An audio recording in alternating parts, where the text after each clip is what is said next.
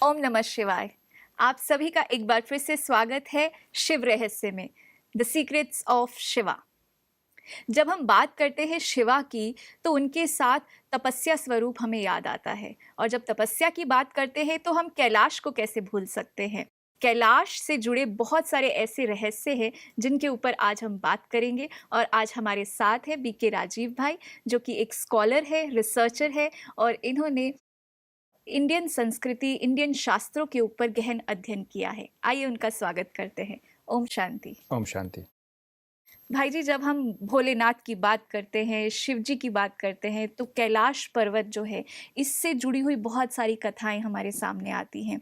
तो आज इसी के ऊपर इसका रहस्य थोड़ा मैं जानना चाहूँगी कि कैलाश की क्या महत्वता है, या कहते हैं कि जिनको भी सिद्धियां हासिल करनी है उन्हें एक बार कैलाश पर जाकर तपस्या ज़रूर करनी चाहिए, क्योंकि शंकर जी जिनकी हम बात करते हैं वो भी वहाँ के तपस्वी थे और वो उनका निवास स्थान रह चुका है। कैलाश ये एक बहुत ही इंटरेस्टिंग टॉपिक आपने छेड़ा है। अगर मैं बात करूं तो ऐसे हमेशा दिखाया जाता है कि शिव का निवास स्थान कैलाश, या कई बार काशी अर्थात वाराणसी को भी लिंक कर दिया जाता है। वो तो एक अलग ही बात है, लेकिन अगर हम कैलाश की बात करें तो कैलाश कहाँ पर आता है? हिमालय श्रृंखला में जी। एक विशालकाय पर्वत।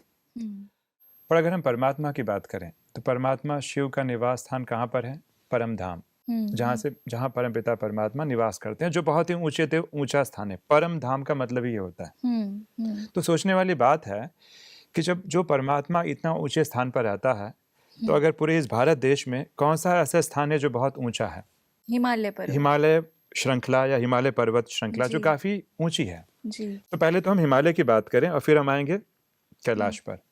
तो हिमालय को ही क्यों चुना गया, इसके पीछे भी बहुत सारे आध्यात्मिक रहस्य है। देखिए, हिमालय एक ऐसी पर्वत श्रृंखला है जो काफी प्राचीन भी है और जो बर्फ से ढकी रहती है। जी। ऐसे भारत में शायद ही कहीं आप पर्वत श्रृंखला पाएंगे जो बर्फ से ढकी हुई है। तो कहीं ना कहीं ये श्वेत रंग आध्यात्मिकता का प्रतीक है, शांति का प्रतीक है, शीतलता का प्रतीक है, पवित्रता का भी प्रतीक है। एक तो ये बात आ जाती है। दूसरी, अगर हिमालय का जो वातावरण है बिल्कुल संसार से अलग है, शांतमय वातावरण। जी। और परमात्मा शिव का जो निवास स्थान है, जिसे हम शांति धाम भी कहते हैं, जी, वो भी कहीं ना कहीं इससे क्या हो जाता है? कनेक्ट हो जाता है।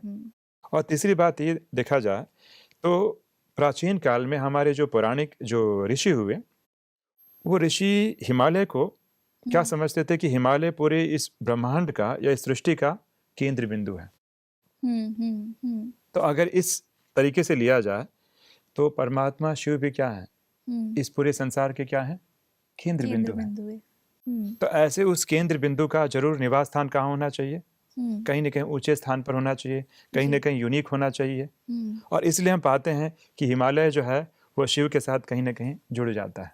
ओके।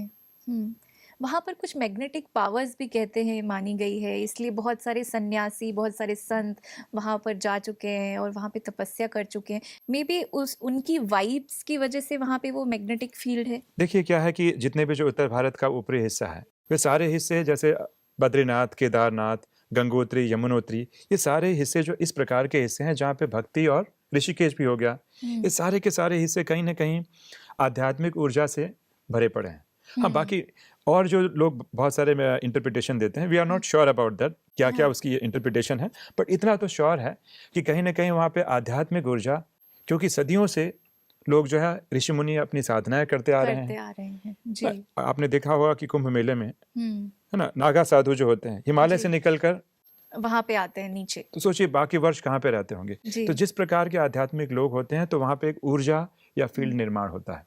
तो वहाँ पे आध्यात्मिक ऊर्जा तो है ही, लेकिन शिव के साथ संबंधित होने के और भी बहुत सारे रहस्य हैं। और मैं हिमालय की बात करूं तो हिमालय केवल सनातन धर्म के लिए ही पवित्र है ऐसे नहीं है। सिख धर्म, बौद्ध धर्म और जैन धर्म का भी हिमालय के साथ बहुत गहरा कनेक्शन है और उसको बहुत पवित्र मानते हैं। जी जी जी जी। अच्छा, तो अब हम बात कर रहे थे हिमालय, तो हिमालय के बाद अब हम आते हैं कैलाश पर्वत पे। तो कैलाश पर्वत का रहस्य ये है कि पूरा समूचा कैलाश पर्वत अपने आप में एक बृहदाकार शिवलिंग है। ओके। पूरा हाँ, का पूरा, उसका जो आकार है वो यस, ऐसा पूरा का पूरा अगर आप देखेंगे, त्रिकोण या ऐसा यस, अंडाकार बना हुआ है। पूरा का पूरा कैलाश पर्वत ही अपने आप में एक विशालकाय शिवलिंग है। हम्म, इसीलिए आप पाएंगे कि जब लोग कैलाश पर्वत की यात्रा वहाँ जाते हैं, यात्रा में जाते हैं कैलाश पर्वत में, तो वहाँ कभी भी कोई मंदिर नहीं है, ना कोई पुजारी है, बिकॉज कैलाश पर्वत इटसेल्फ एक बहुत ही विशालकाय शिवलिंग शिवलिंग है। है। ये हमें बात ध्यान रखनी चाहिए। हम्म, दूसरी बात यह है कि संस्कृत में कैलाश शब्द जो है ना, कैलाश से निकला है, जिसका मतलब होता है स्फटिक, ओके। जिसका मतलब होता है क्रिस्टल। हम्म, तो परमात्मा शिव क्रिस्टल की तरह हम्म, प्रकाशमय है। ओके। तो इसलिए भी देखिए कहीं ना कहीं कैलाश से बातें जुड़ जाती हैं। हम्म, तीसरी एक बड़ी इंटरेस्टिंग बात यह है कि आपने पिरामिड देखा होगा, पिरामिड। हम्म, तो पिरामिड में क्या होता है, एक पॉइंट होता है और चारों तरफ, चारों दिशाओं से जो है सारे के सारे बिंदु एक पॉइंट पे केंद्रित होते हैं। जी। तो वास्तव में देखा जाए तो कैलाश पर्वत भी एक पिरामिड के शेप में ही है, हम्म, और सारे जो उसके कोने होते हैं देखा जाए तो एक बिंदु पर टिके हुए होते टिके हैं। हुए होते हैं। तो परमात्मा शिव भी क्या है, हम्म, बिंदु स्वरूप है, जिनकी प्रकाश की किरणें सर्वत्र यत्र सर्वत्र फैल रही हैं पूरे विश्व में। पूरे विश्व में। तो इस हिसाब से भी देखा जाए तो कैलाश कहीं ना कहीं वो केंद्र बन जाता है। और भी इंटरेस्टिंग बात यह है कैलाश के बारे में, जो मैं समझता हूँ कि बहुत कम लोग इसके बारे में जानते होंगे। कैलाश पर्वत 4 मुख्य नदियों का उद्गम स्रोत भी है। जी। ब्रह्मपुत्र हो गया, वो कैलाश से ही जो है कहीं ना कहीं उसका ओरिजिन है। जी। फिर बताते हैं सिंधु नदी का भी ओरिजिन कैलाश ही है। कैलाश से। तीसरी जो नदी है वो है सतलज, और चौथी है घग्गर नदी, जिसे ओके। कर्णाली नदी भी कहते हैं नेपाल में। तो ये 4 नदियों का उद्गम स्रोत क्या है, कैलाश है। और देखिए शिव और ब्रह्मपुत्र, तो शिव और ब्रह्मा का कनेक्शन यहाँ पे कहीं ना कहीं क्या हो रहा है, जुड़ रहा है। जुड़ रहा है। और सिंधु नदी का उद्गम स्रोत वह सिंधु नदी, ये ज्ञान गंगाएं यहाँ से निकली है। सिंधु नदी क्या करती है, पूरे उत्तर भारत को कहीं ना कहीं जीवन प्रदान करती है। तो ये ज्ञान गंगाएं कहीं ना कहीं यहाँ से उनका उद्गम स्रोत है, जो पूरे भारतवर्ष को कहीं ना कहीं क्या कर रही हैं, संपन्न बना रही हैं। जी। तो शिव का ब्रह्मा के साथ, शिव का ज्ञान नदियों के साथ कनेक्शन, और वो कैलाश के संदर्भ में आके जुड़ जाता है। इसलिए कैलाश का इंपॉर्टेंस वहां पे बढ़ जाता है। जी। इतना ही नहीं, आपको आश्चर्य ये भी होगा कि जैन धर्म में उनके जो प्रथम तीर्थंकर हैं ऋषभ देव, बताते हैं कैलाश के पास ही एक पर्वत है, अष्टपाद पर्वत है, जो एक रिसर्च का विषय है। बताते हैं कि वहां पे उन्होंने साधना की थी, और ऋषभ देव ने साधना करके निर्वाण को प्राप्त किया। तो ऋषभ देव, आदिनाथ, ब्रह्मा, नंदी, ये सब कहीं ना कहीं एक पात्र से जुड़ जाते हैं। ब्रह्मा ये किसी एक व्यक्ति विशेष के बारे में ही कहा गया है। तो इस प्रकार देखा जाए आध्यात्मिकता की दृष्टि से, पहली मुख्य बात कि कैलाश पर्वत अपने आप में एक विशालकाय शिवलिंग, उसका इन नदियों के साथ कनेक्शन, हिमालय की ऊंचाई पर उसका स्थित होना, और इतने सारे धार्मिक चीजों के साथ उसका कनेक्शन। तो इस प्रकार कहीं ना कहीं कैलाश जो है बिल्कुल एक एप्रोप्रिएट स्थान बन जाता है शिव के निवास स्थान का। निवास स्थान का, राइट। मतलब ये जो साइंटिफिक कुछ चीज़ें आपने बताई वो मैं लिंक कर पा रही हूँ। I think that is the reason कि ज़्यादातर लोग वहीं जाना पसंद करते हैं और एक एकांतवास में रह के वो एक साधना करते हैं। साधना की तो आप बात कर ही रहे हैं, लेकिन लोग क्या करते हैं ना, जब कैलाश पर्वत के उधर जाते हैं तो परिक्रमा भी करते हैं। परिक्रमा भी करते तो ये हैं। इस बात का वो सूचक है, कहते हैं वो परिक्रमा बहुत डिफिकल्ट भी है। हाँ, तो इस बात का सूचक है कि जब आत्माएं परम पिता परमात्मा की इस परिक्रमा अर्थात उनकी स्मृति में स्थित होती हैं, तो उनके पाप कट जाते हैं। और इसीलिए परमात्मा शिव का दूसरा नाम क्या है, पाप कटेश्वर। पाप कटेश्वर। तो अपने पापों का नाश करने के लिए, उसको नष्ट करने के लिए कहीं ना कहीं जो है वो कैलाश की बात आती है, और लोग इतने कष्ट उठाकर शिव जी के पास जाते हैं। वो परंपराएं, मान्यताएं बहुत अच्छी बात है, लेकिन जैसे हमने बताया था, जब तक हम दिल से आत्मिक अवस्था में स्थिर होकर शिव जी के ऊपर बलिहार नहीं होंगे, जी, न्योछावर नहीं होंगे, तब तक उस पाप और जो सारी जो अंदर हमारे अंदर विकारों की सूक्ष्मता है, वह थोड़ा सा उसे निजात पाना। एक हम मोक्ष की प्राप्ति के लिए भी बहुत सारे लोग जो तप करते हैं, तपस्या करते हैं, और फिर हिमालय पे जाके, कैलाश पे जाके वो साधना करते हैं। तो ये कहाँ तक सही है? देखिए, जहाँ तक मुझे याद है कि क्या होता है, साधना मन का विषय है जी। ये आवश्यक नहीं कि मैं इस संसार को छोड़कर अगर मैं हिमालय पे चला जाऊं, लेकिन मेरा मन अगर संसार में है तो क्या हुआ, अगर मेरा मन संसार में है तो हिमालय पर जाने के बाद भी मुझे कोई लाभ नहीं मिलेगा। राइट। पर अगर इस शहरी जीवन में, इस कंक्रीट के जंगल में रहते हुए भी, इस मायावी नगरी में रहते हुए भी, अगर हमने मन के ऊपर मन को साध लिया, मन को माया के जो प्रभाव से अपने आप को सुरक्षित कर लिया, या माया पर, जैसे हमने बताया था कि महादेव शंकर ने क्या किया था, बताते हैं कि विकारों को अपने गले का हार बना लिया था। तो ये हमारे इष्ट ही, मैं यही बताता हूँ कि हमारे लिए शिव इतने इंस्पिरेशन है कि इनको देख के हमें फील होता है कि अगर कुछ भी हो जाए लाइफ में, कुछ भी बात हो जाए, हर एक के सबकॉन्शियस में बैठा है, कुछ भी हो जाए तो हम क्या करेंगे, हम उस तपस्या में स्थित हो जाएंगे। तो हमारा समर्पण भाव जी, और हमारी मन की बात जो मैं आपको शेयर कर रहा था, अगर हम उस मन से साधना करते हैं तो इस कॉन्क्रीट रूपी जंगल में रहकर भी हम सिद्ध बन सकते हैं। हिमालय पे जाने की आवश्यकता नहीं पड़ेगी। मतलब जो हम इतना तप, इतने कष्ट जो हम अपने शरीर को भी देते हैं, बिकॉज वहाँ पर तो टेम्परेचर नहीं है, ऑक्सीजन की भी कमी है, तो वो तपस्या क्या हम अपने घर पे बैठकर भी कर सकते हैं? तो मैं वही बता रहा था कि अगर हम शिव जी की बात बताएं ना, शिव जी तो भोलेनाथ हैं, वो रिचुअल्स और विधियां उनके लिए नहीं है। आपने देखा होगा कई बार परंपराओं में देखा जाता है, अन्य देवी देवताओं के लिए बहुत सारी विधियां बनी हैं, जी शिव जी किसी विधि को फॉलो नहीं करते हैं। जी वो तो भोलेनाथ हैं, उन्हें सच्चा दिल ही जो है काफी है।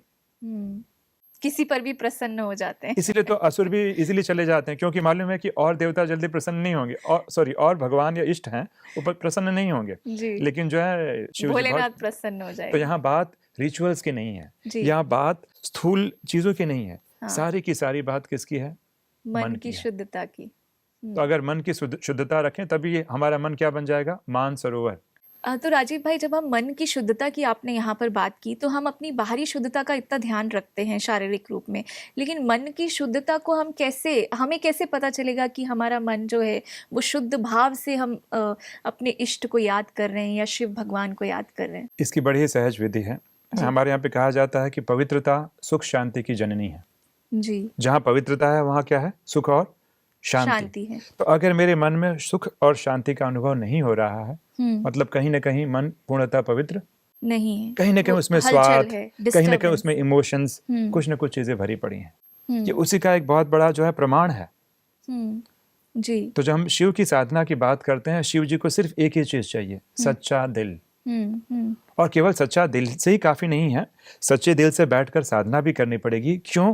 क्योंकि मन को हमने बिगाड़ा है, तो बनाएगा कोई और नहीं, हमें ही थोड़ी साधना करनी पड़ेगी। तो ये साधना हमको क्यों करनी है, इसको थोड़ा सा आप डिस्क्राइब कर पाएंगे? देखिए क्या होता है, ज्ञान बड़ा सहज है। एग्जाम्पल के तौर पे अगर मैं कहता हूँ कि आपको क्रोध नहीं करना है, क्रोध बुरी बात है, हम समझ तो जाते हैं, लेकिन जब सिचुएशन आती है ना, तो ज्ञान धरा का धरा रह जाता है। हम अपनी वाली कर बैठते हैं। क्यों? क्योंकि आत्मा में इतनी शक्ति नहीं है, प्रैक्टिकल लाइफ में इम्प्लीमेंट नहीं सो हो पाता। Realization is the first step, but after realization we need a practice. Right, तो हर चीज का दो पक्ष होता है, एक होता है ज्ञान, दूसरी होती है साधना। राइट, अगर मान लीजिए कि मुझे अगर बहुत अच्छी हेल्थ बनानी है, तो क्या करना पड़ेगा?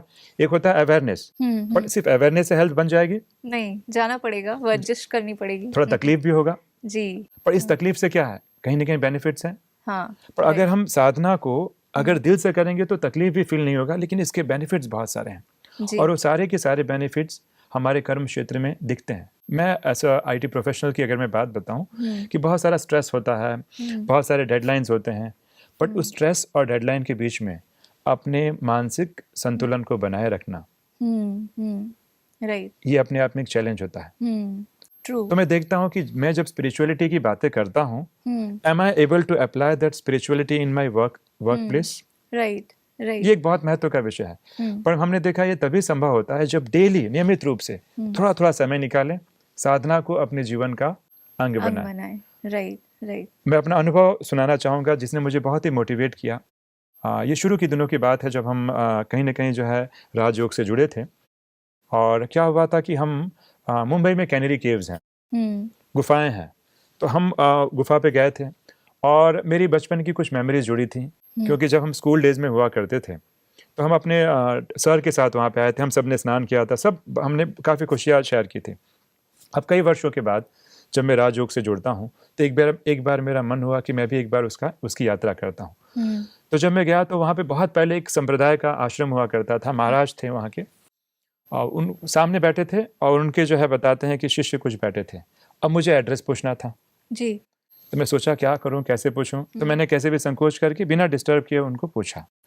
अब जैसे ही एड्रेस पूछा, सामने महाराज थोड़े आक्रोश में आ गए। अच्छा। ना नमस्कार किया, ना प्रणाम, चले आए ऐसे ही पूछने के लिए। तो थोड़ा सा बड़ा अजीबोगरीब अनकंफर्टेबल सिचुएशन था। मैंने बोला कोई बात नहीं, सॉरी करके मैं आगे बढ़ गया। और फिर मेरे मन में प्रश्न उठा जी। प्रश्न ये उठा कि मैं साधना करता शुरू कर दिया था मैंने, कि यहाँ आने के बाद भी मेरे अंदर गुस्सा नहीं आया, मेरे अंदर क्रोध नहीं आया जी। और मैं सोच रहा था, मेरे मन में चिंतन ये चला कि वो तो एक आध्यात्मिक गुरु थे। सही बात है। मैं कोई कमी कमजोरियों की बात नहीं कर रहा हूँ, पर मेरे मन में ये विचार चला कि स्थूल वस्तुओं को छोड़ देने के बावजूद भी क्रोध पर नियंत्रण नहीं है। और मैं अपने लौकिक कार्य क्षेत्र में भी हूँ और थोड़ी थोड़ी साधनाएं भी कर रहा हूँ और फिर भी मैं क्रोध से बच गया। तो उसने मुझे पॉजिटिवली मोटिवेट किया कि मैं भी अपनी साधना को इतनी प्रबल करूँ और एक प्रकार का आदर्श बनूं कि इस कंक्रीट के जंगल में रहकर भी हम मन को वश में कर सकते हैं और हम दूसरों के लिए रोल मॉडल बन सकते हैं। जी, चाहे अपने कलीग्स के लिए और चाहे मैं अपने परिवार की बात करूं। तो मैं तो अक्सर यही कहूंगा कि अपने परिवार और कलीग्स को ज्ञान देने के बदले क्यों ना उस चीजों को अपने आचरण में लाए जिसका रिफ्लेक्शन और जिसका प्रभाव बाहर दिखेगा, अपने आप दिखेगा। राइट, बिल्कुल सही कह रहे हैं यार। और जब हम बात करते हैं कि जब हम साधना करते हैं, और जो आपने बोला कि जब खुद में ही परिवर्तन नहीं आ रहा है तो कहीं भी चले जाएंगे तो वो साधना का भी कोई मतलब नहीं है। आज की एक रहस्यमयी बात जो आपने बताई हमको कि अपने मन को जिसने जीत लिया उसने पूरे विश्व को जीत लिया। तो आज की पूरी बातचीत के लिए आपका बहुत बहुत धन्यवाद। ओम शांति। ओम शांति। दोस्तों, महाशिवरात्रि के इस पर्व में बहुत सारी रहस्यमयी चीज़ें जो सामने आ रही हैं, हम छोटी छोटी चीज़ों का अर्थ समझ रहे हैं। इस महाशिवरात्रि को थोड़ा अलग ढंग से मनाते हैं, इस अर्थ को समझ के अपने जीवन में परिवर्तन लेकर आते हैं और उस शिव को प्रसन्न करते हैं। फिर मिलेंगे अगली कड़ी में। ओम शांति।